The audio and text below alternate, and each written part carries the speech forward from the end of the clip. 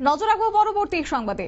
Walk of আইন প্রত্যাহারের দাবিতে প্রতিবাদ কর্মসূচিতে সামিল হবেন নাগরিক সুরক্ষা মঞ্চ এবং সেই নিয়ে তারা আজকে সাংবাদিক সম্মেলন করেছেন এবং এই সাংবাদিক সম্মেলনে তারা জানিয়েছেন যে আগামী 12 এপ্রিল সোনামুড়ায় প্রতিবাদ কর্মসূচি তারা সংগঠিত করবেন।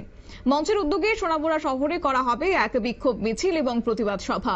অবশ্য নাগরিক সুরক্ষা মঞ্চের সোনামুড়া মহকুমা কার্যালয়ে এক সাংবাদিক সম্মেলনে এই বিষয় তুলে ধরা হয়েছে, যেখানে উপস্থিত ছিলেন নাগরিক সুরক্ষা মঞ্চের সভাপতি অ্যাডভোকেট জলিলুল রহমান, সম্পাদক ডক্টর জহিরুল হক, সংগঠন লীগের অ্যাডভাইজার জসিম উদ্দিন সহ সভাপতি আজম খান সহ সংগঠনের অন্যান্য সদস্যরা।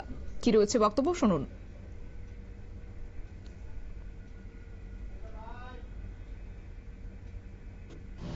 আপনাদেরকে আজকে ডাকার উদ্দেশ্য, আজকে যে সাংবাদিক সম্মেলনের মূল উদ্দেশ্য আমাদের সেক্রেটারি, মাননীয় সেক্রেটারি ডক্টর জলিল হক আপনাদের কাছে পরিষ্কারভাবে সেটা বলে বলেছেন। আমি ওই দিকটা বলবো, আমরা কেন এই আন্দোলনে যাচ্ছি, কেন আমরা এই প্রতিবাদে যাচ্ছি। আমাদের প্রতিবাদে যাওয়ার পিছনে সবচেয়ে মূল কারণ হচ্ছে, আপনারা প্রত্যেকে অবগত আছেন যে আমাদের এই ভারত সরকার, বর্তমান সরকার, তারা একটা কৃষি আইন পাস করেছিল।